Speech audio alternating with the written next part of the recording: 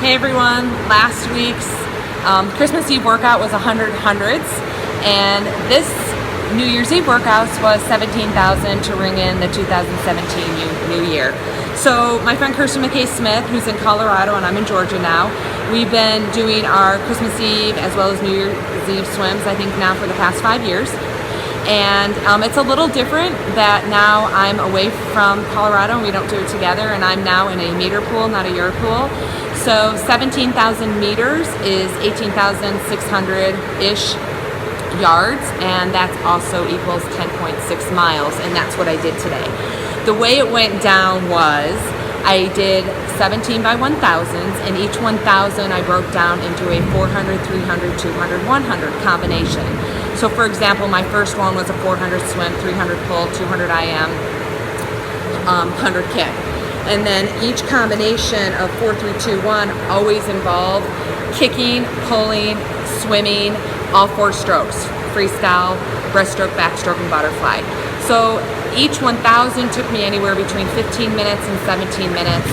The more kicking and non-freestyle I did, the longer it took. The more pulling and just freestyle I did, the quicker it took, closer to 15 minutes. So total time was 4 hours, 32 minutes, and 35 seconds, so I'm really happy with that. And again, I asked some questions last week. After my 100/100s, I had mentioned that I didn't drink anything during my 2.5-hour swim, and this took me 4.5 hours, so I did drink about 32 ounces, which isn't that much for a 4.5-hour workout, but I did drink some calories. I added Scratch, a Labs Nutrition to my water bottle, and I drank 2 water bottles. And I also mentioned that I tend to urinate a lot, again, the first 2 hours after these really long swims. So last week, I urinated about 8 times that first 2 hours. And this week, I'm gonna kind of test that theory to see if I eat something. I'm gonna eat something pretty quickly here to see if that lessens the amount of times I urinate. And last week, I also gained 2 pounds. I weighed myself dry in my swimsuit before my swim and after my swim, and I had a 2-pound weight gain. So I have yet to kind of hear the theory about why that happened. So I'm going to do the same thing today when I get out.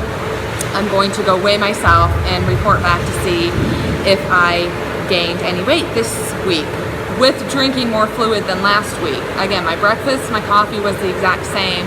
I did intake some water via my water bottle, and my question was basically, do I absorb that much water to have a 2-pound weight gain and then to have to urinate 8 times the first 2 hours after my long swims? So again, this is something that's happened since we've been doing these epic long swims on Christmas Eve and New Year's Eve. So if you guys have any questions, anyone watching this video have any questions or comments about it, I'd love to hear from you. It was a really good conversation that we had about why that was happening, and quite a few people chimed in and said, wow, the same thing happens to me too. So again, I love to hear your feedback, comments below. Make it a safe and healthy New Year's celebration this weekend, and wishing you the best in 2017 and beyond with your health, fitness, and sport goals. Make it a great day. Okay, now that you've worked on your breathing, body balance, and rotation, it's time to work on the 3 main phases of hips, the elbow. The first phase we're going to talk about is what we call pile with your elbow. What that means is the other elbow as your elbow, and I'll take drag. So those are the 2 main kinds of recovery phase. The reason recovery is so important is how your arm, so you're really recovery phase, whether it's wide or too narrow, like the ceiling of the pool.